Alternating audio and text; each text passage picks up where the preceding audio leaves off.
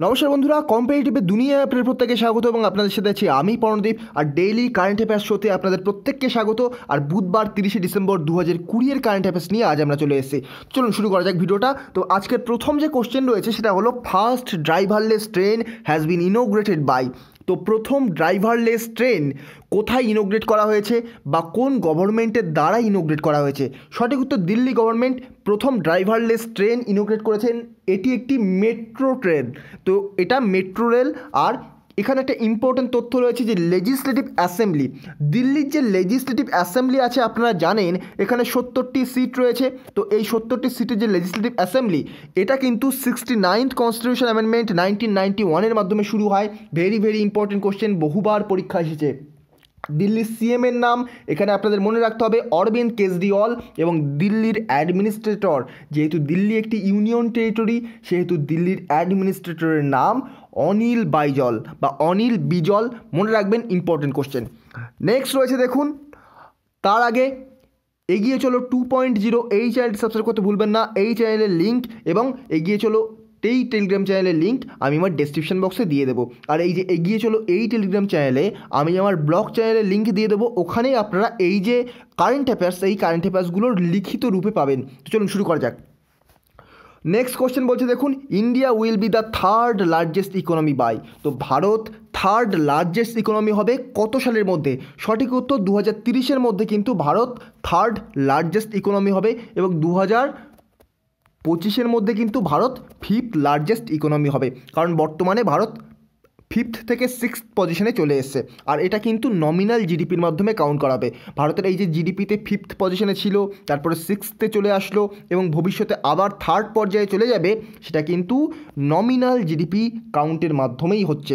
আর মনে রাখবেন, ইউএসএকে কিন্তু চায়না টপকে যাচ্ছে নমিনাল জিডিপির দিক থেকে। Very very important. নেক্সট রয়েছে বলছে দেখুন, which state has won digital India award 2020। তো কোন রাজ্য ডিজিটাল ইন্ডিয়া অ্যাওয়ার্ড 2020 জিতেছে? সঠিক উত্তর বিহার।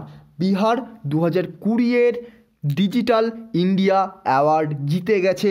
আর বিহারের ক্যাপিটালের নাম মনে রাখবেন, বিহারের ক্যাপিটাল হচ্ছে পাটনা। বিহারের ক্যাপিটাল পাটনা। তো আপনারা আমাকে কমেন্ট বক্সে জানাবেন এই যে পাটনা শহর কোন নদীর তীরে অবস্থিত। এখানে আমি বলে দিই বিহারের সিএমের নাম কি। বিহারের সিএমের নাম নীতিশ কুমার, বিহারের গভর্নরের নাম ফাগু চৌহান। পরীক্ষায় কিন্তু রিপিট হয় একই কোশ্চেন। নেক্সট রয়েছে দেখুন, best performing municipality corporation of India is. Recently best performing municipality corporation of India announce করা হয়েছে। তো ভারতের বেস্ট পারফর্মিং মিউনিসিপ্যালিটি কর্পোরেশন ঘোষণা করা হয়েছে দ্য গ্রেটার বিশাখাপত্তনম মিউনিসিপ্যাল কর্পোরেশনকে। দ্য গ্রেটার বিশাখাপত্তনম মিউনিসিপ্যাল কর্পোরেশনকে। Very very important question. তো এই যে বিশাখাপত্তনম অন্ধ্রপ্রদেশে আছে যেহেতু, তাহলে অন্ধ্রপ্রদেশ সম্পর্কে একটু তথ্য জেনে নিই আমরা। তো অন্ধ্রপ্রদেশের সিএমের নাম কি? ওয়াইএস জগনমোহন রেড্ডি। অন্ধ্রপ্রদেশের গভর্নরের নাম কি? বিশ্বভূষণ হরিচন্দন। অন্ধ্রপ্রদেশের ক্যাপিটাল কি? অন্ধ্রপ্রদেশের সাধারণত ক্যাপিটাল যদি জিজ্ঞাসা করা হয় তাহলে কিন্তু একটি ক্যাপিটাল অমরাবতী, কিন্তু অন্ধ্রপ্রদেশে টোটাল 4টি ক্যাপিটাল রয়েছে: অমরাবতী, বিশাখাপত্তনম, হায়দ্রাবাদ এবং কুর্নুল। পরীক্ষায় ডিরেক্ট কোশ্চেন আসতে পারে যে ভারতের কোন রাজ্যে 4টি ক্যাপিটাল রয়েছে। তো সঠিক উত্তর কিন্তু অন্ধ্রপ্রদেশ, অমরাবতী, বিশাখাপত্তনম, হায়দ্রাবাদ এবং কুর্নুল। মনে রাখবেন 4টি নাম। নেক্সট কোশ্চেন বলছে দেখুন, what is the share of the centre in the recently approved post metric scholarship for SC student. তো এসসি স্টুডেন্টদের জন্য সেন্ট্রাল গভর্নমেন্ট একটি স্কিম লঞ্চ করেছে। সেই স্কিমের মাধ্যমে বলা হয়েছে যে পোস্ট মেট্রিক স্কলারশিপ দেওয়া হবে এসসি স্টুডেন্টদেরকে। কেন এটাকে দেওয়া হবে? কারণ রিসেন্টলি একটি ডেটা বলছে যে এসসি এবং ST community, specially SC community কিন্তু যথেষ্ট পরিমাণে পিছিয়ে রয়েছে বিভিন্ন হায়ার এডুকেশান এবং হায়ার পথ থেকে কিন্তু তারা অনেকটাই বিচ্ছিন্ন হয়ে যাচ্ছে। তো সেহেতু হায়ার এডুকেশান নেওয়ার জন্য এসসি কমিউনিটিকে সাহায্য করবে সেন্ট্রাল গভর্নমেন্ট এবং স্টেট গভর্নমেন্ট।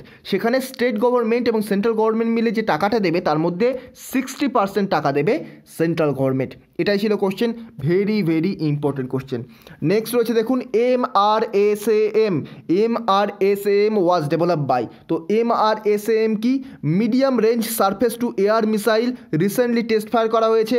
তো MRSAM এই যে medium range surface two air missile recently যেটা টেস্ট ফায়ার করা হলো, সেটা কে তৈরি করেছে বা কোন দেশ তৈরি করেছে? সঠিক উত্তর ইসরায়েল। রিসেন্টলি ইসরায়েল কিন্তু এই যে MRSAM medium range surface two air missile তৈরি করেছে।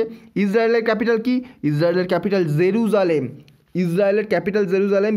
ইসরায়েলের PM এর নাম কি? Benjamin Netanyahu.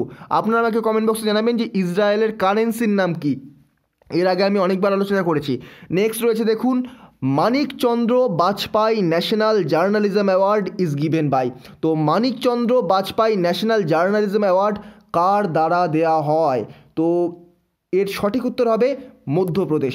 মধ্যপ্রদেশ কিন্তু এই Manikchandra Bajpai national journalism award দেয়। এর আগে দিত, রিসেন্টলি বন্ধ করেছিল, আবার নতুন করে এই যে Manikchandra Bajpai national journalism award দেওয়া শুরু করছে। মনে রাখবেন মধ্যপ্রদেশের ক্যাপিটাল কি? মধ্যপ্রদেশের ক্যাপিটাল হচ্ছে ভোপাল। মধ্যপ্রদেশের গভর্নর অনাদিবেন প্যাটেল।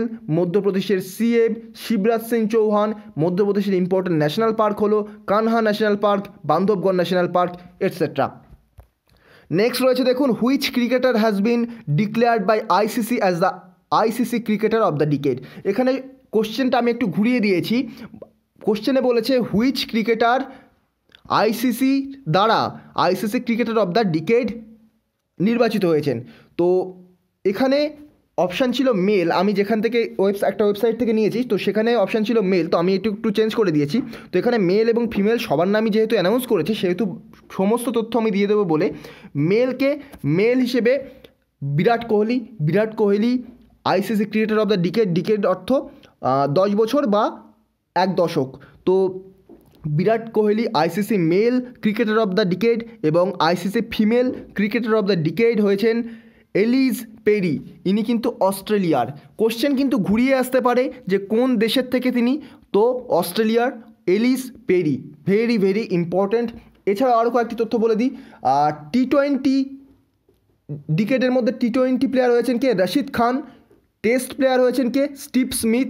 এবং স্পিরিট অফ দ্য ক্রিকেটার হয়েছেন MS ধোনি। এবং আরও দুটি তথ্য আমি বলবো যেগুলো পরীক্ষায় কোশ্চেন আসতে পারে, ভেরি ভেরি ইম্পর্টেন্ট।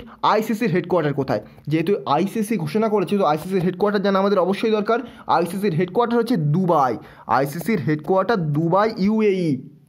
রিসেন্টলি যেখানে আমাদের IPL হয়ে গেল 2020, তো দুবাই, UAE।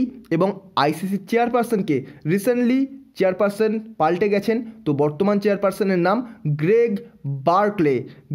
গ্রেগ বার্কলে, বানান বলে দিচ্ছি, GREGBARCLAY। গ্রেগ বার্কলে হলেন বর্তমানে ICC চেয়ারপারসন। নেক্সট কোশ্চেন বলছে দেখুন, which CM declared that Sikh গুরুজ history will be included in school syllabus. Very very important question. কোন CM রিসেন্টলি ডিক্লেয়ার করেছেন যে শিখ গুরুদের যে হিস্ট্রি আছে সেটা স্কুল সিলেবাসে অ্যাড করা হবে? তো সঠিক উত্তর যোগী আদিত্যনাথ। একটু কমন সেন্স থেকে বলেছে এই যা কোশ্চেন, এই কোশ্চেনটা। তো যোগী আদিত্যনাথ, সেই একই অ্যান্সার। যোগী আদিত্যনাথ উত্তরপ্রদেশের CM এবং উত্তরপ্রদেশের ক্যাপিটাল কি? লখনৌ। উত্তরপ্রদেশের গভর্নর হচ্ছেন অনাদিবেন প্যাটেল। তো এই ছিল আজকে টোটাল কারেন্ট অ্যাফেয়ার্স। তো ভিডিওটি যদি ভালো লেগে থাকে এবং এই ধরনের ভিডিও রেগুলার পেতে আমার চ্যানেলটিকে সাবস্ক্রাইব করে পাশে থাকা বেল আইকনটি প্রেস করতে ভুলবেন না। তো আজকের মতো গুড বাই। পরবর্তী ভিডিওতে আপনাদের সাথে আবার দেখা হবে। Thank you.